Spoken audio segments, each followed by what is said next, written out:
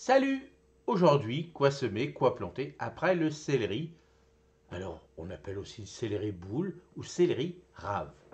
Alors, le céleri, ce genre de céleri a eu besoin de beaucoup d'azote, donc faites attention. Il faudra remettre beaucoup de nourriture, donc en fonction de ce que vous allez remettre derrière, bon, voilà, faites attention.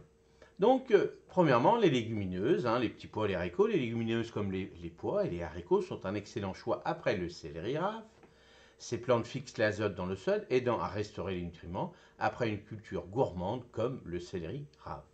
Elle enrichit naturellement le sol, préparant une base fertile pour les cultures suivantes. Bah oui, comme ça fixe.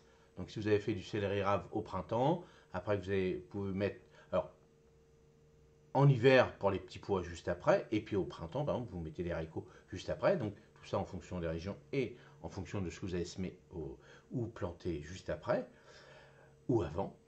Et puis ensuite, donc deuxièmement, les légumes racines, carottes, betteraves, radis. Les légumes racines tels que les carottes et les betteraves et les radis se développent bien après le céleri rave. Le sol ameubli par les racines du céleri rave est propice à ces cultures qui exploitent différents types de nutriments, aidant ainsi à maintenir l'équilibre du sol. Troisièmement, les salades et les laitues. Donc les salades et les laitues sont une option idéale après le céleri rave. Ces cultures à croissance rapide demandent moins de nutriments et permettent au sol de se régénérer tout en produisant des légumes frais. Les crucifères, choux, brocolis, navets. Les crucifères tels que le chou, le brocoli et les navets peuvent également être plantés après le céleri rave.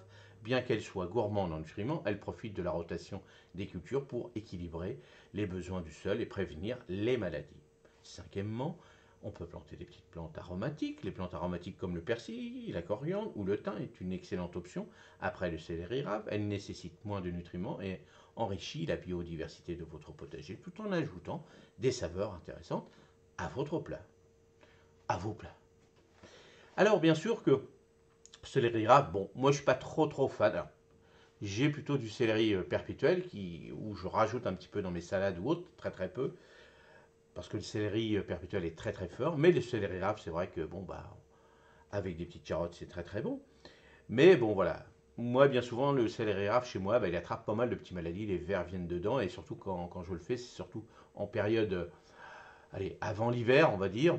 Et c'est vrai que bon bah j'ai un petit peu de soucis et puis bon comme voilà je vais en manger un ou deux donc bon je préfère l'acheter chez un bon petit maraîcher. Mais bon voilà, si vous voulez faire ça, attention, vous savez que céleri rave consomme énormément d'azote donc faites attention par la suite. Mais voilà, vous adaptez par rapport à vos régions, vous l'adaptez aussi par rapport à la période où vous les avez plantés. Voilà, je vous souhaite une excellente journée et nous on se dit à demain matin pour la suite de ces petites fiches sur les rotations, bien sûr, que vous allez adapter. Voilà, comme ça vous les gardez en mémoire, vous gardez ces petites vidéos et puis vous savez, ah, Rodolphe il avait dit que qu'est-ce qu'il fallait faire après le navet, après le chou, après ci, après ça, et bien ça vous permet de les garder et de les exploiter en fonction de ce que vous allez faire dans l'année de votre potager. Allez, à la prochaine. Salut, merci.